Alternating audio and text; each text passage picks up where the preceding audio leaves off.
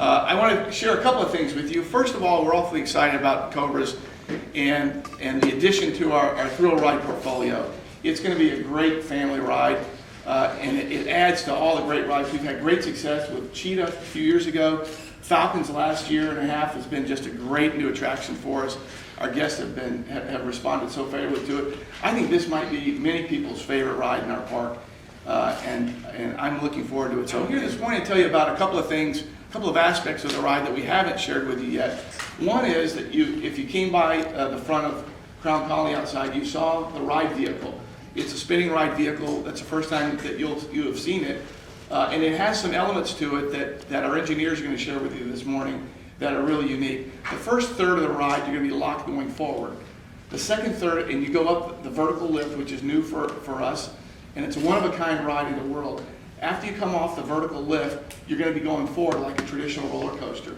When you go through a block break, it's going to spin your car and lock in a backwards position, and you're going to do the second third of the ride riding backwards, which I think is going to be very cool. You're going to go up a vertical lift, a lift, the second lift, in a backwards position, which you don't get a chance to do very often. And then at the top of that lift, it's going to break free and spin freely. So based on the weight distribution in your car, it's going to spin differently every time you ride it. So the last third of the ride is a 360-degree spinning coaster, like you see the model outside. And Jeff Warnick is going to tell you much more. Really excited to have you all here to share some more information about this ride experience and the rest of the round here. So we'll be able to stop at multiple locations so you guys get some great vantage points of the ride, and we'll unveil all of the different aspects of the ride experience in the queue as we go along. But as you guys saw when you walked up this really cool ride vehicle, we worked for a long time to create this experience, to make it a one-of-a-kind attraction for our guests. And you guys will hear one-of-a-kind and unique multiple times over. And this is a great example of the uniqueness of this attraction. For those of you who are familiar with spinning roller coasters, traditional spinning roller coasters, the riders will either face each other or face back to back. But as part of the storyline for this ride, if you're riding in a mine car, we want everybody to face forward. So all of our ride vehicles have all of the guests facing forward, and it also allows us to unveil this ride in chapters. So as Jim mentioned, the first third of the ride you're going forwards, the second third of the ride you're going backwards, and then for the finale of the ride, you're free spinning. So we work very closely with the ride manufacturer to make sure that we could make that get accomplished. So this vehicle itself has an onboard motor system that will be able to rotate it while you're on the ride, but we're also able to lock it in those different positions. So lots of very, very highly technical engineering aspects that make this ride and this train very unique. Now the trains themselves, they're on 2x2, so each one of these cars is attached coupled to a train. So 2 cars per train, 4 people per car, that means 8 people per train. We have 8 trains on this ride path, and each one of them will have its own unique color treatment as well. So you'll be able to pick which train you want to go on, and they're all lots of fun, varied colors and cool textures as well. So another aspect about this ride that's a lot of fun is that we only have a lap bar restraint. So that always makes the ride much more engaging, much more fun. You'll be able to have your upper body free to enjoy all the free spinning and all of the action. The ride vehicles themselves have this motion base to be able to spin and be able to lock in those different positions, but it also allows us to create this very unique experience and this storyline as well. So we say Cobra's Curse, we're actually unveiling the curse on our guests, which makes the ride more and more wild as you go through. Now, the other unique aspect about a spinning roller coaster is that every single time it's different. If you have a different type of loading on the vehicle, it'll be either a crazy spinning motion or it may just be a free sliding motion. So if you take a linebacker and put them on one corner and a cheerleader on the other, it'll be a crazy spinning ride. But if you have it very evenly distributed, you have a little bit more of a sliding maneuver, almost sliding through the curves. That's actually more fun for me. I actually enjoy that type of an experience myself. So it's a highly repeatable experience. Every single time will be very unique. So you want to get back on the ride over and over again to experience the curves of the Cobra's Curse. Now, if you looked at the ride track from the air, it looks like a snake. It actually curves throughout the ride course. And the reason that we do that is to start that spinning motion forwards and backwards and spinning, rotate in different directions, which causes a wild ride experience and a lot of fun for our guests. We haven't talked about the height restriction for this ride, and we can go ahead and mention that now. So this is a family thrill ride. The height restriction is 42 inches for our guests, and if you're between 42 inches and 48 inches, you must be accompanied by an adult. So anyone over 48 inches, you'll be able to ride alone. It's a great example of how we can take all of this great technology and make a fun ride experience for our guests. How long the ride will be, like from when you get on to when you get off? The total time for the ride will be 3.5 minutes from start to finish. Kind of shows off our animal care skills as well as our coaster. So it kind of encompasses a lot of different areas. It's a numerous level display, so it's got the little ground feature, it's got a water feature, and it's got almost an arboreal feature. We're able to actually house 4 different species of snakes that should live harmoniously together, which is very cool. It's not something that very many other zoos have accomplished, so we're very excited to try and do that. It should work out great. We have 4 different species. We have the Angolan python. You can see some of our photos here. Something called the rhinoceros viper that is venomous. The gaboon viper, also venomous. And something called the Jameson's mamba, which a lot of people have heard of the mambas as well. So what we look for is to try and incorporate all the snakes into the different niches of the exhibit. We have the mamba that will solely hang out in the arboreal area, basically the tree level. We have the Angolan python that's kind of mid-level, should be very active, very moving around a lot. And then the vipers are on the ground level and should take up a lot of the ground space terrestrial area. So what we're looking for is to try and see how we can incorporate this into the entire exhibit area. And so far it's worked out very well. We do have one of our snakes on exhibit for you guys today. We have the gaboon viper. It's a male, he's about 6 years old, and all of them are doing pretty well. We have them on property already, and if you guys want to take a look at them, you're welcome to. So right now the exhibit's scheduled for about 400. Most of the good enough. So, here they come. So I'm going to go through these relatively quickly and concisely. If you want to get more information, come back or ask me more questions. I can dig into this. We have our book for the Crave is 74 pages long. There's 12 characters and all kinds of bios that are in this thing, so I can give you all the information you want. But I'll go through this really quickly and then give you a kind of snapshot. All right, so in our creative development for the attraction, how this works in the park is that Montu was excavated back before 2000, and this is the next dig site on the Egypt area. And this dig site was legendary, was supposed to be home of a snake king that we knew nothing about.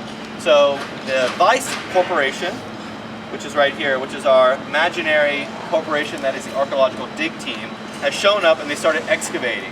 And what they found is that there was a large icon here on this site that was over 85 feet tall and over 400 feet long. But that icon was missing its head. It was a big snake king, but it had been cut off and buried 2,000 years ago. So now the team is actually excavating, and these are some of the notes they've been sending back from their dig site, and it maps out the chambers that they found, the old offering plaza, and where the big snake icon was right here. And what they've done is they've built their living quarters, and they've also built a big crane. And the crane was actually kind of unfortunately built right on top of the ceremonial plaza, which doesn't really bode well for the people working here. So it's a little disrespectful. But this big crane, which is our icon for the ride, the vertical lift, is the elevator lift for the team to get to the top as they rise and put the head back onto the snake. So the day that guests come to our park will be the day that that head is going back on the snake, and we find out just exactly what the curse is about the Cobra. Moving through, this is the entry, was right behind us. This is the concept art for the entry. Pretty straightforward, quick queue, standby line, and our main ride icon. As the guests go through the queue, they'll first walk through the living quarters, if you will, which is a new extended exterior queue of the building to handle the volume of guests coming. So this area will talk about the snakes that they're finding inside as they dig through the dig site. So as they go deeper and deeper in the temple, they're kind of unraveling the way for the snakes and the spirit of the king snake to come back out of the temple. So the real snakes are coming in. So they keep finding snakes everywhere, which are the snakes that you'll actually meet throughout the queue line, but they keep showing up in the temple because they're kind of attracted to this power of this legendary snake king.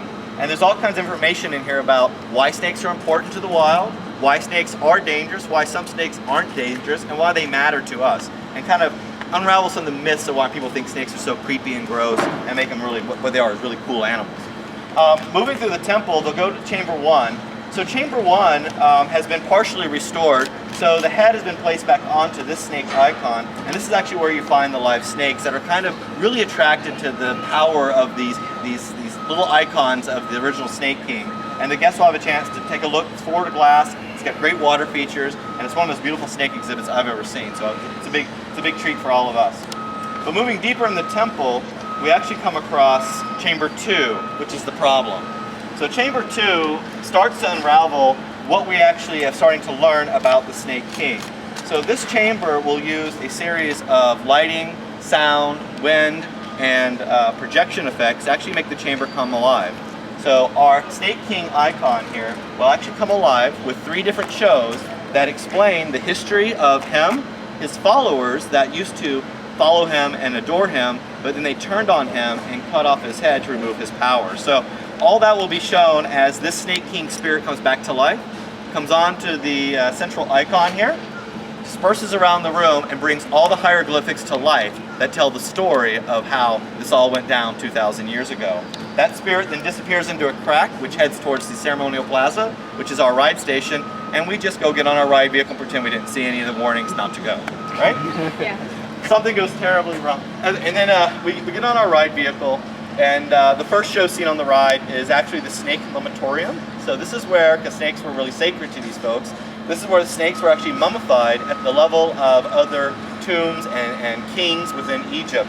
So we pass through here, we get a little hint that these guys can also have some secret powers as we pass by them, and that spirit of our Snake King travels through these guys onto the vertical lift, follows us up top, follows us all the way to the icons, we come face to Fang, and that curse travels from our icon onto our ride vehicle and sends us on a roller coaster ride around the job site.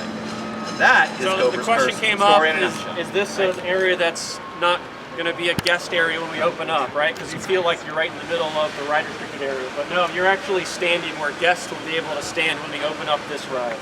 So another key aspect about this attraction is that we've got it highly integrated for a non-rider experience. So guests who aren't on the ride or have loved ones on the ride, they'll be able to get up and close and personal and see their family and friends enjoying the ride from a multiple vantage points throughout the ride course. So right here, you guys are standing in the middle of Cobra's Curse. I'll do my best to explain the ride itself as it unravels throughout the experience. So behind me, to my left, we've got the station. And one aspect that we didn't talk about the station from a design standpoint is that we wanted to get as close to 1,000 people an hour capacity. So we've got a moving walkway station. So as the ride vehicles come into the station, they never stop. They'll constantly be moving throughout the station. So guests will unload and load as we're moving slowly. Another unique design aspect of this ride is that we have an ADA switch track. So guests who need a little bit more time to be able to get on the ride, we can take a segment of track, slide it over, and give guests as much time as they need to get on the ride. Once they get onto the train, we'll slide the track back, and then they'll go on their journey. So all of those aspects we designed into the loading procedures for this ride so we can get as high a capacity as possible, which equals lower wait time for our guests and makes everyone very happy. So once you get on the ride train, the first thing you'll see and experience is our vertical lift. We'll take you up nearly 70 feet up into the air, which is an epic way to start this ride experience. This works much in the way of an outdoor elevator. We've got 2 ride vehicles at a time on that elevator, and they transfer themselves going up one versus the other. So you'll see that segment of track. You see the one up at the top. There's also an equivalent one at the bottom. Those cross each other and counterbalance each other to bring each other from the bottom to the top of the ride. Once you get up 70 feet up in the air, you'll be face to face with our 80-foot snake icon. You can see the base of our snake icon. The first 3 segments have been assembled so far. There's 9 segments in total. And let me tell you, I've seen the head that they're fabricating in Orlando, and it's massive. It is huge, it's impending, it's gonna be amazing when we put that on the very top. We expect to be able to assemble the rest of the snake icon by the end of this month. So you'll be able to see what riders will see as they're going through the ride course. So as we lift you up into the air, we'll propel you forward towards the snake's mouth. And the first unique element for this ride is that we've got an outward bank turn that turns you into the snake's mouth, snake icon mouth, as you start your journey. So you'll be going right through the fangs before you drop on the ride. So it's a great way to start this very unique ride experience. The drop, we'll be heading north towards our velt. You'll head straight down and a hard-shaped turn, and you'll connect back up to that segment of track that's empty over there. Still going forward, you'll take a bank turn to the left, spiral into our block brake. Our block brake segment is where we'll spin you backwards. So you'll be constantly moving through the block brake. At the same time, we'll rotate you and then lock you into the backwards position. So this tight spiral here is the backward segment of track. So you can see just how much crazy track we've got there, right? I mean, it's very twisted, and it's going to be a really fun experience, especially when you're going backwards, not able to see where you're headed. Then you'll travel up our incline lift backwards. So if anybody's ever done that before, it's a very unique experience. So let me tell you, I've done that a few different times, and it's very fun. It also gets you some great views of Montu. So as you're going up, you can see how close it gets to Montu. So from the ride on Montu makes it much more exciting because you've got this other track right next to you, and then as you're inclining up the lift, you can get the great views of the rest of the Cobra's Curse track and Montu. And then as you leave the incline lift, that's when the wild, crazy fun starts of the free spinning, the free spin finale. So you'll drop out of this vertical, or this incline lift, and down into our first trench.